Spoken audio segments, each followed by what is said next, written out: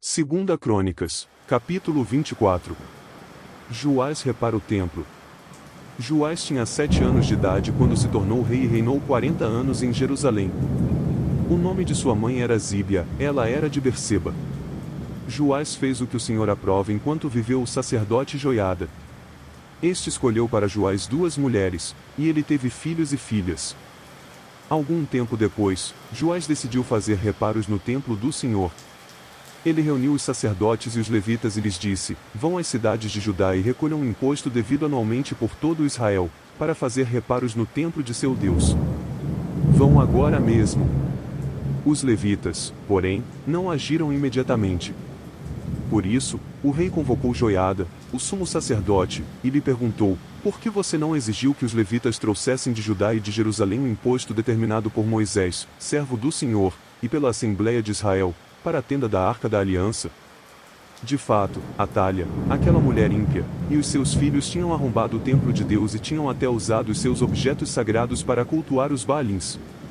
Então, por ordem do rei, fizeram uma caixa e a colocaram do lado de fora, à entrada do templo do Senhor. Fez-se a seguir uma proclamação em Judá e em Jerusalém para que trouxessem ao Senhor o imposto que Moisés, servo de Deus, havia exigido de Israel no deserto. Todos os líderes e todo o povo trouxeram com alegria as suas contribuições, colocando-as na caixa até enchê-la. Sempre que os levitas levavam a caixa até os supervisores do rei e estes viam que havia muita prata, o secretário real e o oficial do sumo sacerdote esvaziavam-na e a levavam de volta. Fazendo isso regularmente, ajuntaram uma grande quantidade de prata. O rei e Joiada entregavam essa prata aos homens que executavam os trabalhos necessários no templo do Senhor. Eles contratavam pedreiros, carpinteiros e também operários que trabalhavam em ferro e em bronze para restaurarem o templo do Senhor.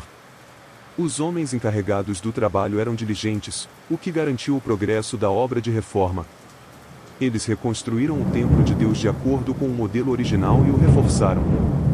Quando terminaram, trouxeram o restante da prata ao rei e a Joiada, e com ela foram feitos utensílios para o templo do Senhor, utensílios para o serviço e para os holocaustos, além de tigelas e outros objetos de ouro e de prata.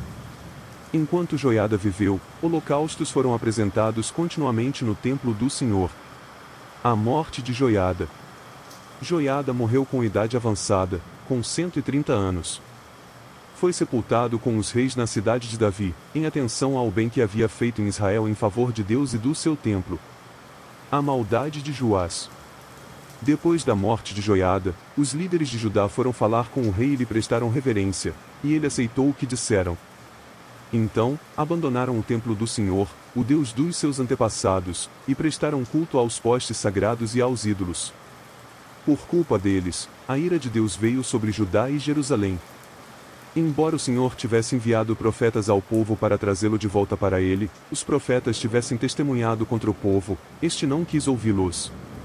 Então o Espírito de Deus apoderou-se de Zacarias, filho do sacerdote Joiada.